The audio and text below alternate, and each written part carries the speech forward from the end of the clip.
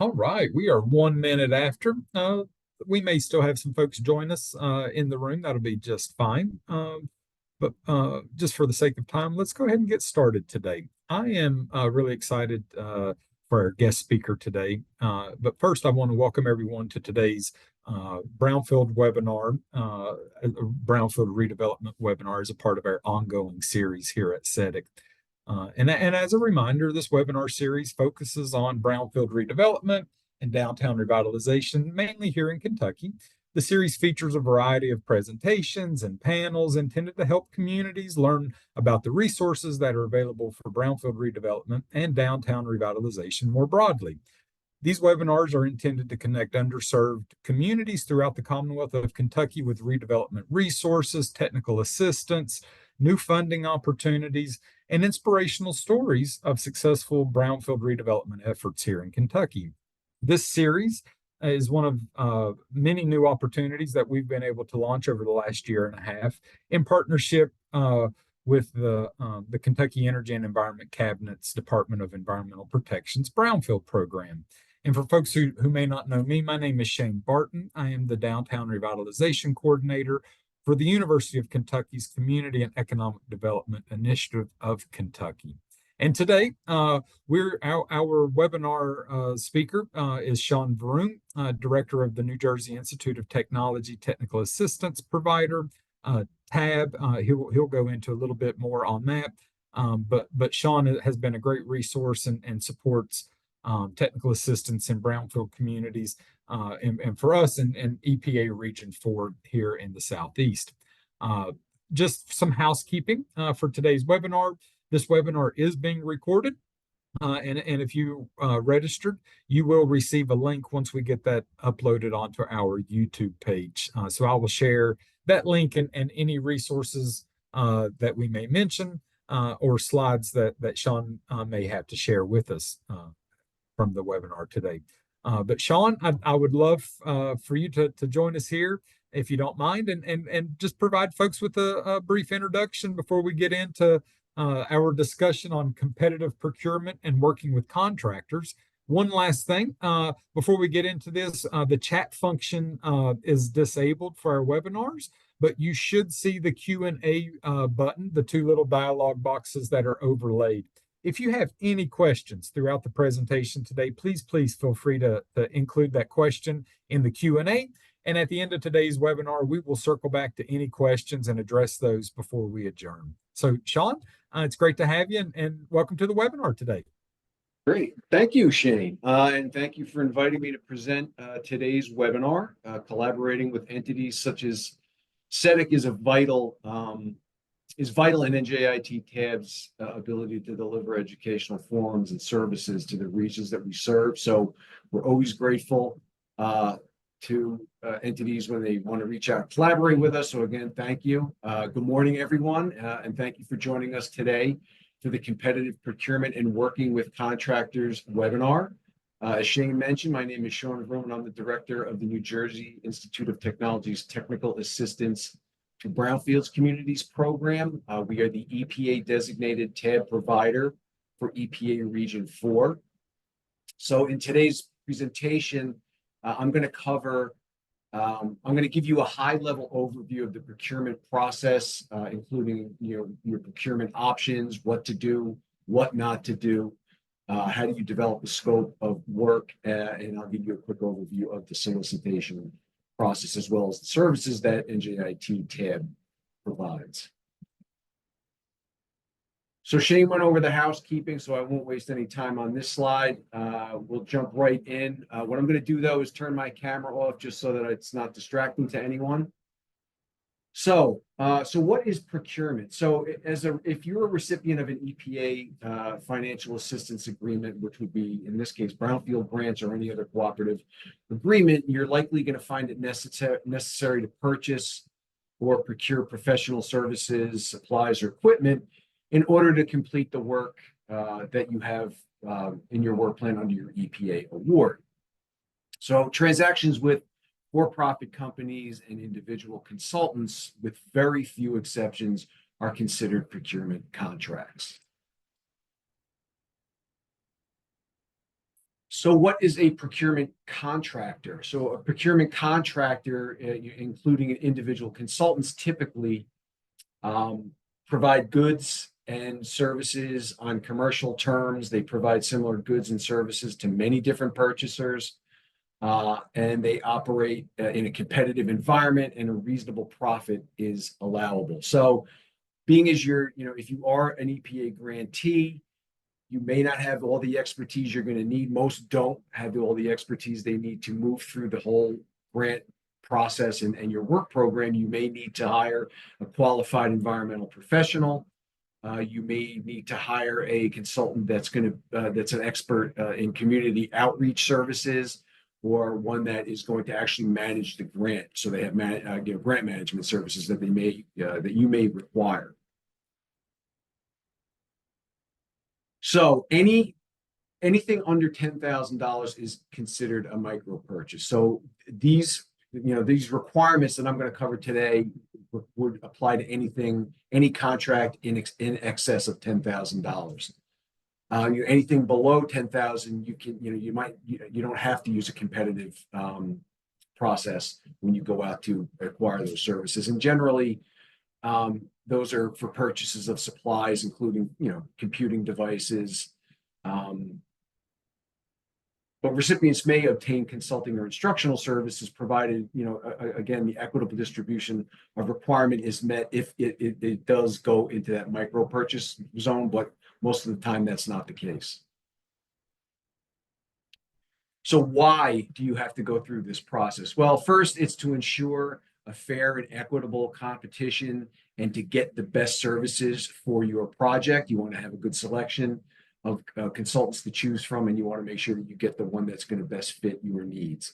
And second, and plain and simple, it's required to be compliant with EPA regulations, which is the regulations that I refer to are 2 CFR Part 200, and I have those listed at the bottom of this slide.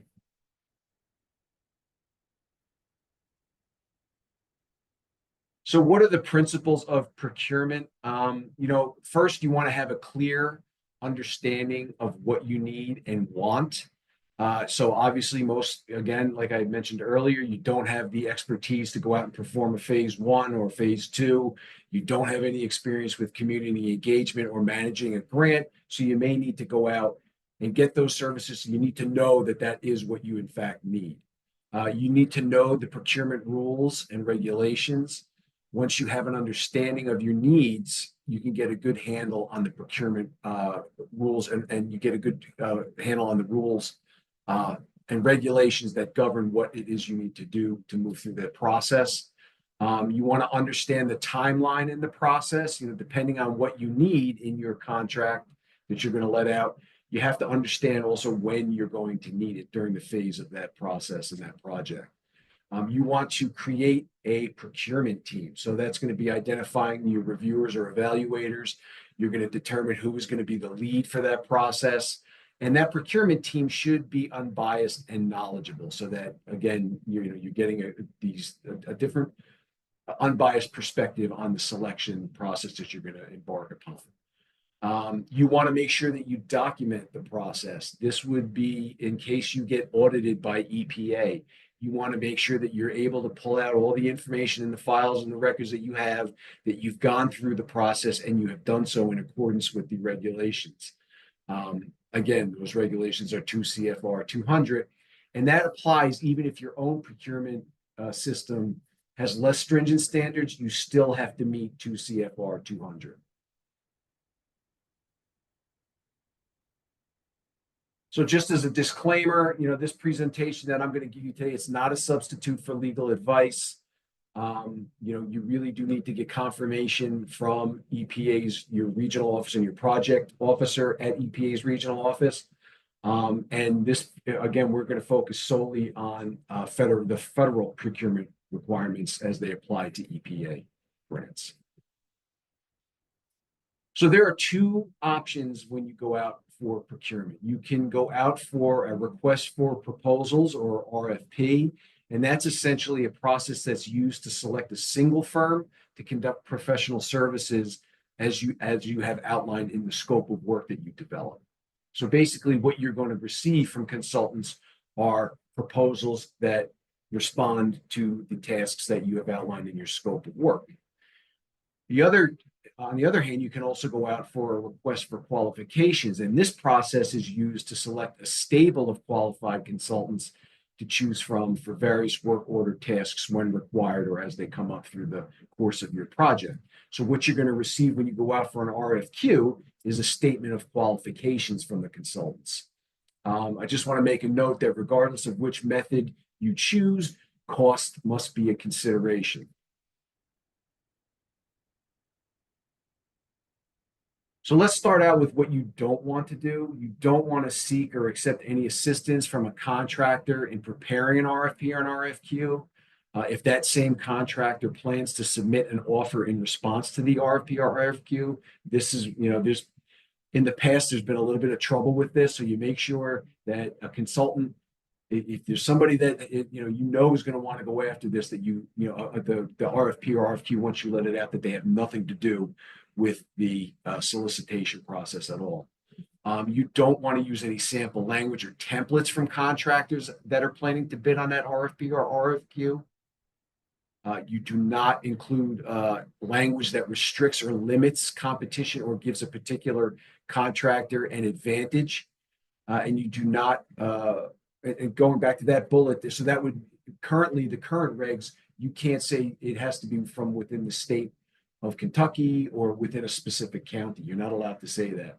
That's going to change, and I'll go over that at the end of the presentation. You do not want to include the work plan in the RFP or RFQ if you've received assistance from a contractor in developing the work plan, and that contractor, again, plans to submit a bid on that RFP or RFQ. So what must you do in going through this process? You have to make good faith effort to solicit proposals or quotes from disadvantaged business enterprises or DBEs. That's a requirement under 40 CFR Part 33. You have to publicly advertise the RFP or RFQ on a website or through other means designed to promote full and open competition. EPA's recommendation here is that it's at least 30 days on a website or other means designated to promote full and open competition. If only one bid is received to your RFP or RFQ, you must negotiate profit as a separate element of the contract. And if you select a contractor that is not offering the lowest price, you must document the rationale and the basis for the contract price as required, again, under the regulations, which I have listed up here on this slide. So once you understand the regulations and the process, the first thing you want to do then is develop your scope of work. So some of the more common elements of the scope of work are your project goals. Again, what do you want to achieve at the end of the day with this project and with the scope that you're going to let out or the contract? You have to have you have to make sure that you include the timeline in that scope of work. What are the benchmarks of the projects? What are the deadlines associated with some of the tasks that you have listed? What are the expected results? If you need a cleanup plan, to do that, you need to, delineate the contamination. So you have to be detailed in those expected results. You just don't say, yeah, we need a cleanup plan. It has to be more detailed than that. It puts you and your contractor on the same page and understanding on what's expected of them. As far as conditions, you want to make sure that that's included in the scope. So if you encounter this, then this is this needs to happen. You want to make sure that you just don't leave it off as we encounter a problem. Okay, if that's the case, what has to happen next, and make sure that that's listed in the scope. You want to list your deliverables. What gets you to the next point? Is it phase 1 and phase 2s? Are you going to have them do reuse planning, et cetera? Community engagement. Make sure that those deliverables are clearly articulated in that scope of services. And then management. How do you want to interface between you and your consultant so that they can deliver the services in the most efficient manner possible? So when you develop your scope of work, you want to ask yourself, does the scope of work align with the overall goals of your project? Is it going to get you what you need at the end of the day? Does the scope of work align with your work plan? That's critical. You don't want your consultant doing anything that you haven't committed to in the work plan that is approved between yourselves and EPA. And do the tasks and resulting outcomes meet your needs? Again, you put the flag on the top of the hill. What do you need to get to that flag? You want to be clear and concise regarding those expectations. And again, make it as clear as possible. This is your contract. This is the reference point that you're continually going to bring yourself and that contractor back to make sure that you're getting what's expected of you and that they understand what's expected of them. So cost price reasonableness. So, the federal, non-federal entity that would be the grantee must perform a cost or price analysis in connection with every procurement action in excess of the simplified acquisition threshold, including contract modifications. And I've listed up the websites where you can go. This is a little bit more detailed than we were able to get into today. But there's some tools that I've listed up there that will help you get a good handle on the pricing and the cost of some of the tasks that you're going to be requesting from consultants. You can also use past experience if you've done this sort of work prior as well. So again, disadvantaged business enterprise or DBE opportunity. I mentioned it earlier that it is a requirement under 40 CFR 33.301.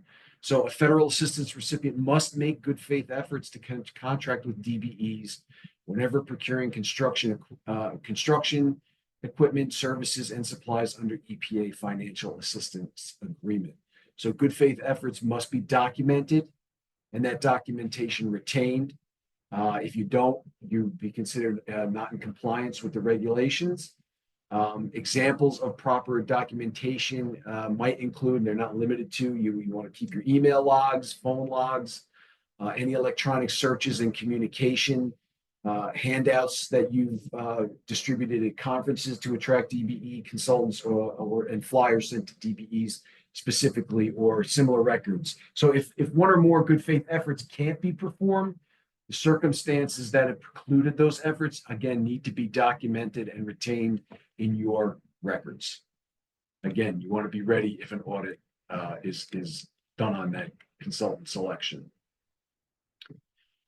So now what you want to do is you have your scope of work together. You know what your expectations are, what you need to get out of this project. So what you want to do is build your solicitation. So the first thing you want to do is put together your introduction and your background, which explains the project background, the EPA grant type, and what exactly you're looking for in this solicitation.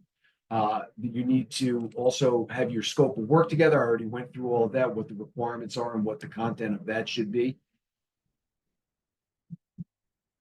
Your terms, conditions, and expectations. Again, I covered that earlier. You want to be clear on what it is that you expect and when you expect it. Your budget, you might as well let them, that's something that you're going to want to include. Any consultant worth its salt is going to know where to go and find out exactly what you were awarded for that particular grant. So, you're not really doing anybody any favors by keeping it secret. You might as well include it in the solicitation materials that you let out. Experience and qualifications. You want to make sure that you're asking, including them to include how long they've worked together, what they've, on these types of projects, how long, what's the relationship in the network or the structure of the management of that consulting firm. Submission requirements, you want to make sure you're clear on that. Again, when things are due. As far as the proposals themselves, will interviews be included? Are they anticipated, if they are going to be included? Evaluation criteria. Again, I'm going to talk about that a little bit more, but you want to make sure that you include that in your solicitation package. This way, the consultant's very clear on what it is that you're going to be evaluating them on, so that they can provide you with the appropriate information. It's going to help you get a better proposal or qualification statement. Then you have your project timetable. You want to include when do you wish to award the project. This is separate from like your project timetable. This is when you're going to award the project, and what the schedule is as it relates to the work that you're anticipating getting out of the contract. And then attachments. So if you have any local policies, related to conflict of interest or lobbying, you want to make sure that you include those materials in the solicitation package as well.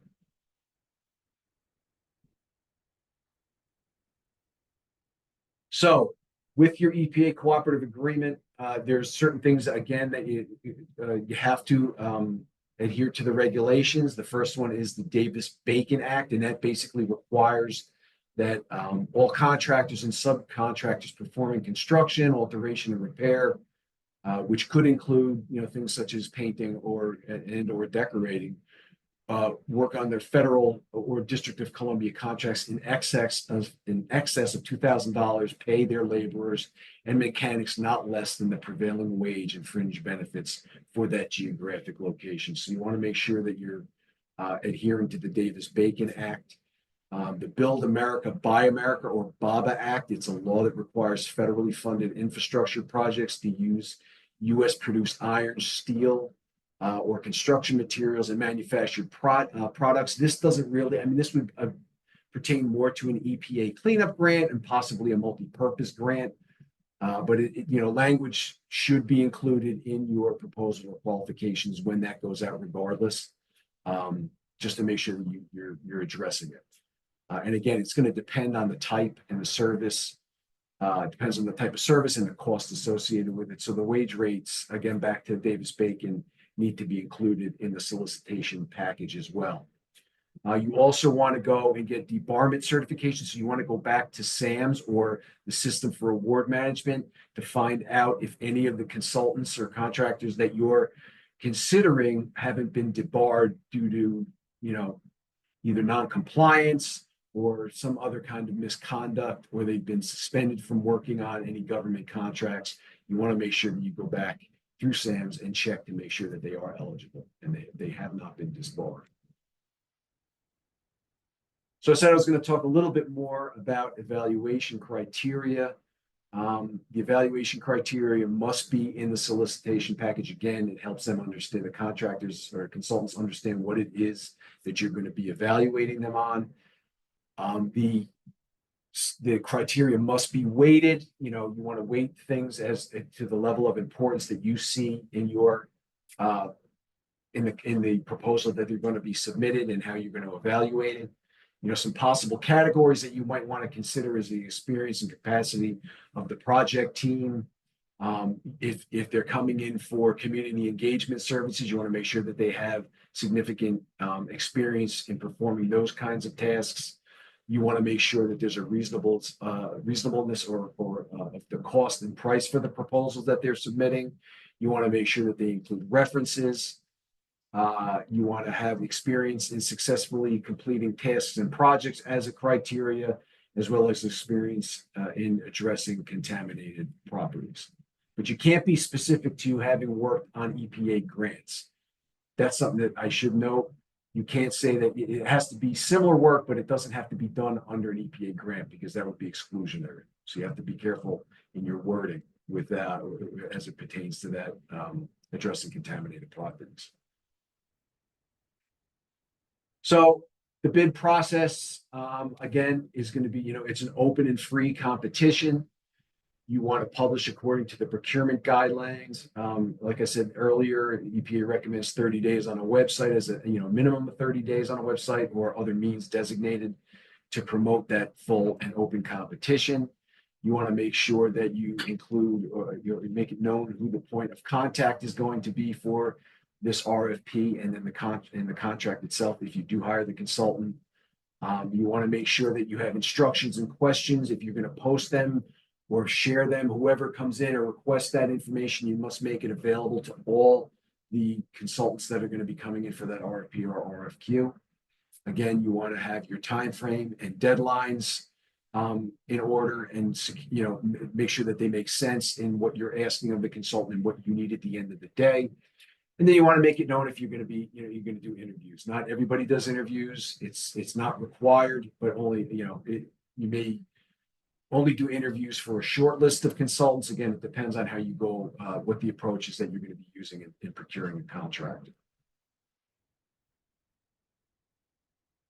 So contractors and named subrecipients. So in your EPA Brownfields application, as far as contractors, EPA does not require or encourage applicants to procure contractors, including consultants, before the EPA cooperative agreement is awarded, but applicants may choose to do so. So that would mean if you've named them in your Brownfields application, and you have to make sure, if you have done that you have to disclose that you've done so in the application threshold criteria, and you must make sure that you document the process that you've done it up to the standards that are required or in accordance with the federal regulations.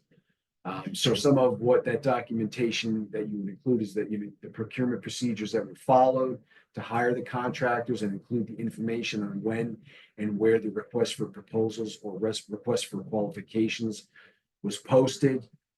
You want to make sure that you include the documentation on the length of time that the RFP or RFQ was advertised.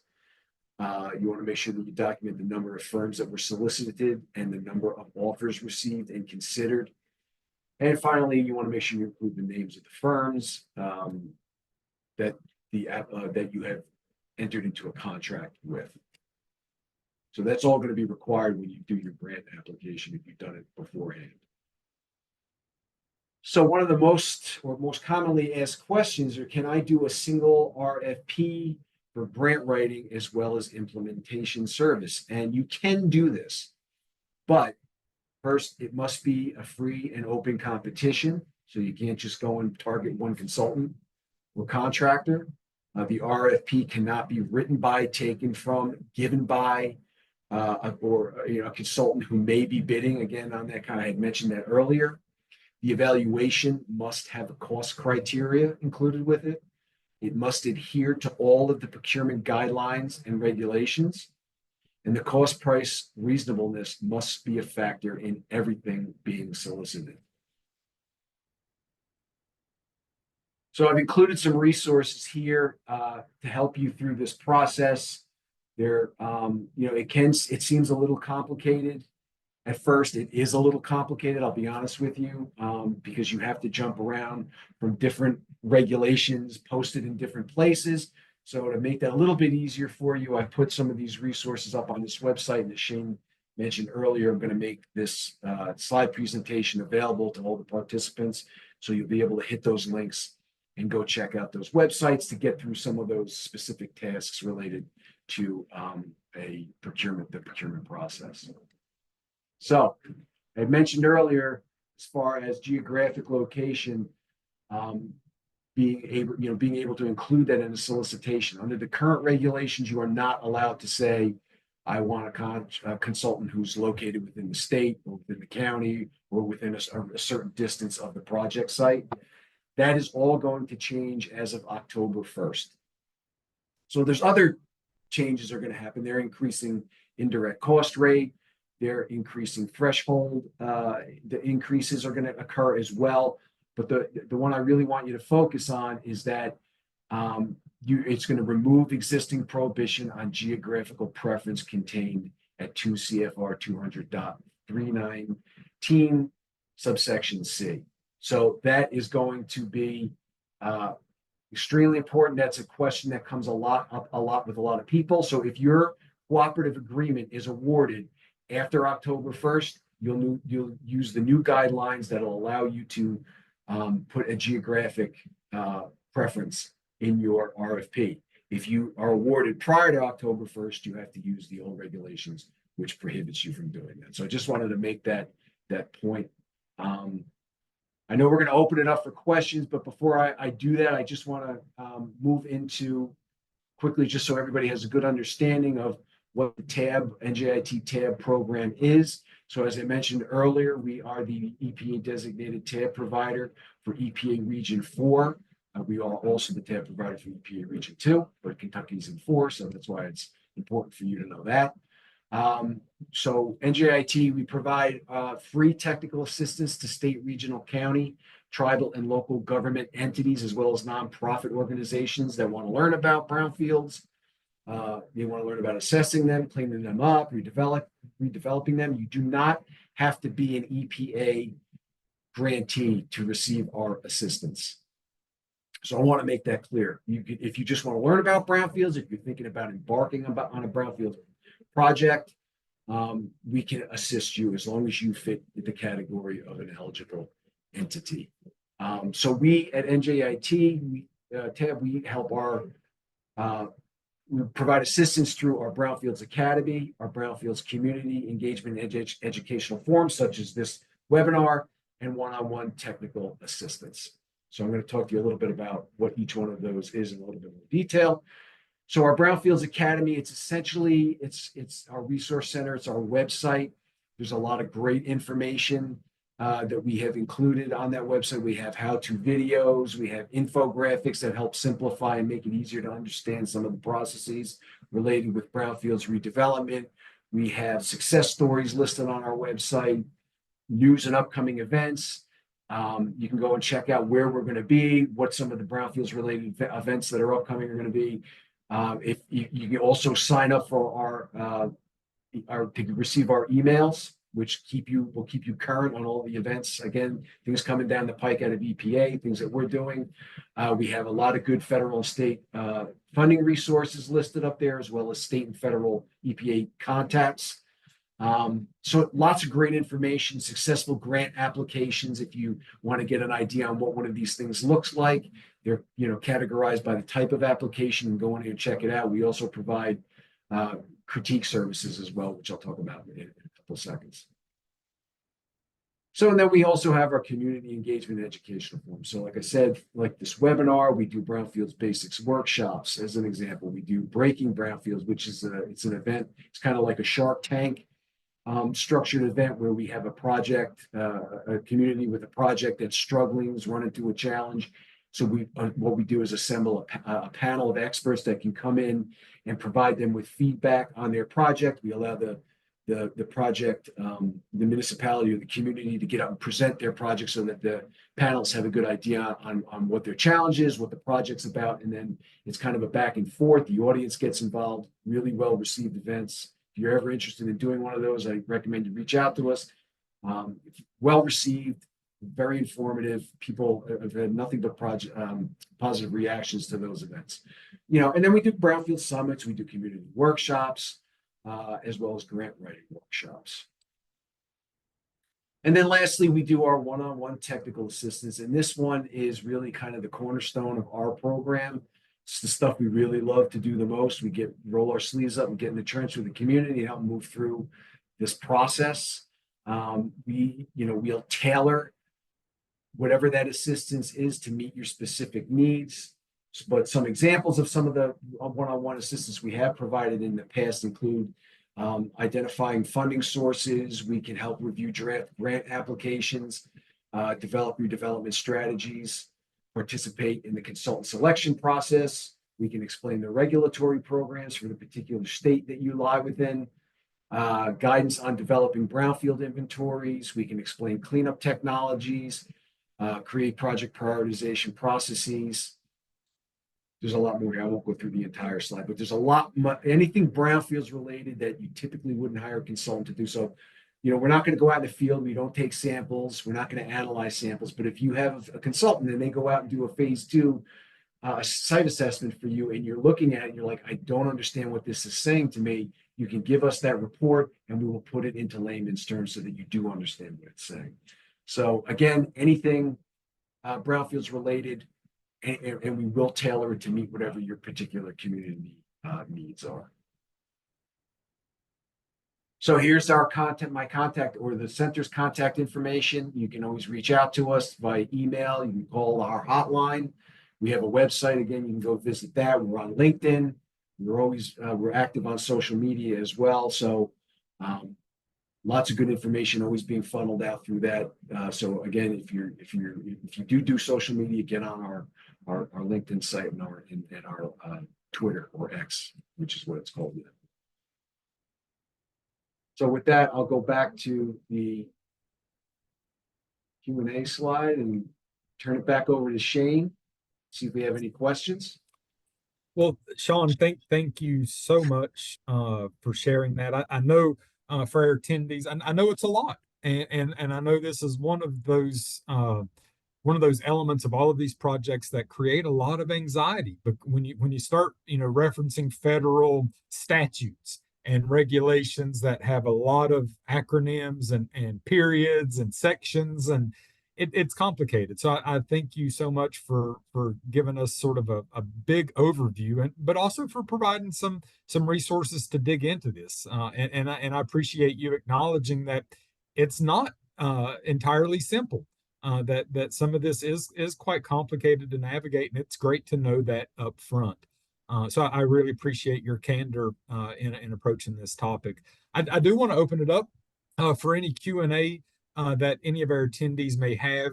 You should see a Q&A function on your screen that you can add any questions. I want to give us just a couple minutes. But while we're waiting for some of those questions to come in, I did have one that is often on my mind, especially as we think about some of the limitations on the RFPs and calls for qualifications that relate to geographic preference.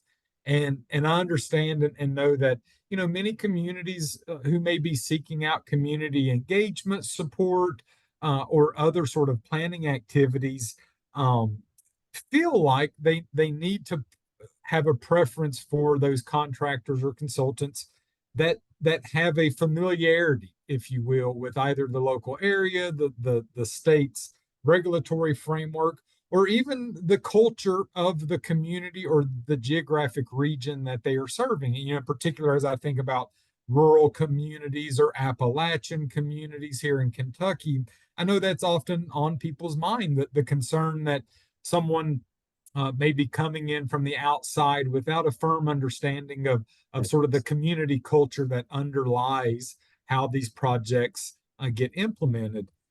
Are there any thoughts or anything that you could share with communities who may hold that concern, knowing that they can't put in a geographic preference, but at the same time also acknowledging that they may be concerned about a potential contractor's knowledge of the area or knowledge of sort of what may work as it relates to community engagement? I mean, my recommendation there would be that if you craft a scope and an evaluation criteria that maybe highlights things that only a local or a somewhat local consultant might be able to respond to in a positive manner, that you'd be able to probably wait and give them a little bit more points in your evaluation. I mean, the question, the canned answer is no, you can't do that. There's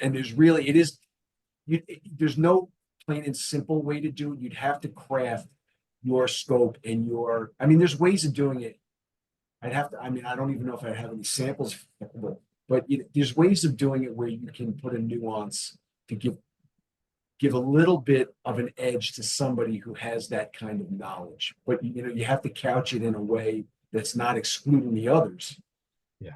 But it's going to show that they have something that the others don't have, but not necessarily putting it as such as a requirement in the RFP, RFQ, in your evaluation criteria.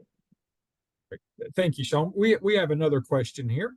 2 CFR 200.321 and 40 CFR 33.301 require recipients to use the services and assistance of the SBA and the Minority Business Development Agency of the Department of Commerce. Do you have contacts for the latter agency, the Minority Business Development Agency of the Department of Commerce? Also, any advice for working with each? Honestly, I don't have them on hand. I mean, if that person wants to give me their email, I can definitely dig up that information and get them a contact. Okay. But usually what happens is when it gets to that point, as a TAB provider, we're not involved. That's more of you would have to probably deal more with the regional project officer at EPA, because that's kind of more the back end of things, and that's where they're involved. We don't typically wade into those waters. We always kind of defer it back over to the regional office because they should know and they should interact more with those particular entities than we will. Okay.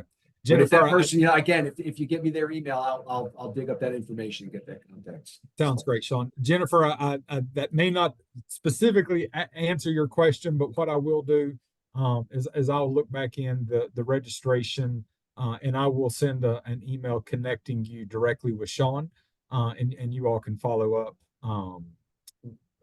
with that and try to navigate that. I appreciate it. Great question. Thanks, Jennifer. Well, I don't see any other questions coming in. I want to give folks just another minute or two in case anything presents itself. But as we close here, I just want to give everyone a reminder that I will be sending out this recording along with Sean's slides that have the hyperlinks to the resources he shared. But again, I really appreciate you all taking the time to join us today. And Sean, I really appreciate you taking the time. We tried to do this once in April as a part of our Brownfield boot camp here in Kentucky, and we're cut short by the severe thunderstorms and tornado warnings that we were walloped with that day. So I'm glad that we could get this back on the calendar, and I'm glad to at least get you zoomed in here back into Kentucky. But not seeing any other additional questions coming in, and again, thank you all so much, Sean. Thank you for your time. Thank you. If any questions do come up, please feel free to email me. You can always reach me at shane.barton@uky.edu. And if there are any questions that I need to forward along or share with Sean, I will certainly do that. But in the meantime, Jennifer, I'll get you connected with Sean, and you all can follow up about the Minority Business Development Agency. And without further ado, I will give you all back 17 minutes of your day that you have committed to the webinar. And I appreciate you all and your all support of our Brownfield webinar series. We are currently scheduling our webinars for August and September. And I will be sending those out hopefully in the next couple of days as we finalize one last topic and a date. So I want to get those out as soon as I can. But again, thank you all so much for joining us today. Sean, any closing thoughts before we wrap up? Well, like the reason I kind of rushed into letting everybody know what our services are, that's what we're here for. Like I said, this can be complicated and it can be intimidating. Call us up.